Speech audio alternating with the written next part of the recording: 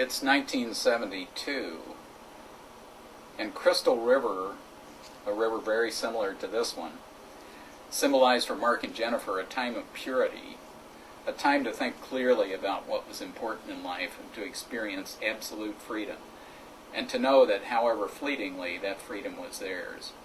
Those years were like the moment of stillness that comes just before a new life begins to unfold. But the story of Crystal River actually begins in the summer of 1971, the summer before that. It's August, and Mark Exner is driving away from Fort Leonard Wood, Missouri in his van.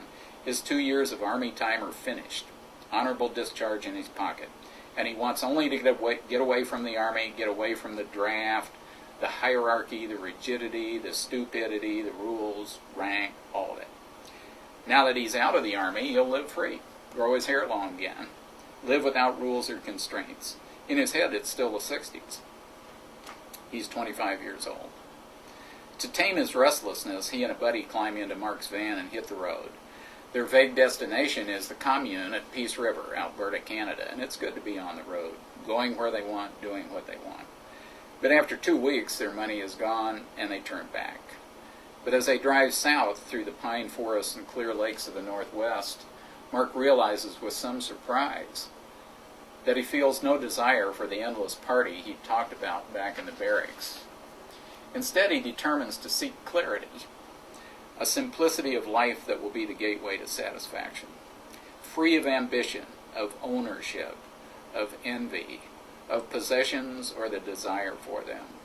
He has no responsibilities at this time of his life, no debts, no commitments. He has no career to resume, no marriage to go back to. He knows he will have them later in life, but not today, not at this time. So he resolves to use fully the gift of time he's been given. Jennifer and Mark moved to an old farm in northwest Missouri. The old couple who own it had to be away for several months and needed house sitters. The cool, crisp nights of autumn have come. Mark and Jennifer meditate, walk the woods, sit by the fire, read, make love, sleep, and think deep thoughts. These are perfect days.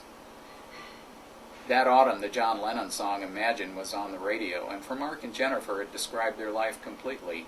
Imagine things to be simple and good, and then live them. Soon the old couple returns, so Mark and Jennifer hit the road. They drive to Northern California, where Bill, Mark's roommate from University of Missouri days, now lives. Bill is married, and he and Terry have a child on the way. Bill has embarked on a career as a civil engineer with the Navy. The four of them sit at the dining room table, drinking beer out of the bottles, Lucky Lager now instead of Busch, and for a while it feels like the old days back at the University of Missouri. But Mark and Jennifer see that it has all changed. They drive down the California coast and back to Columbia, where they move in with a friend. For Mark, the restlessness has returned. The clarity he felt at the farm is gone. Instead, he feels just the pull of endless possibilities. Autumn is turning to winter.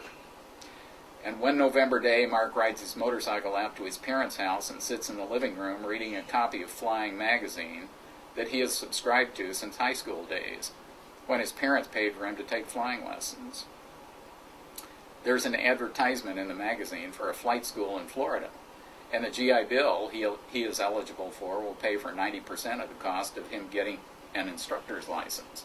He and Jennifer pack their car and drive to Florida. Jennifer moves into her Aunt Verna's house on St. Pete Beach, and Mark lives in the dormitory at the flight school.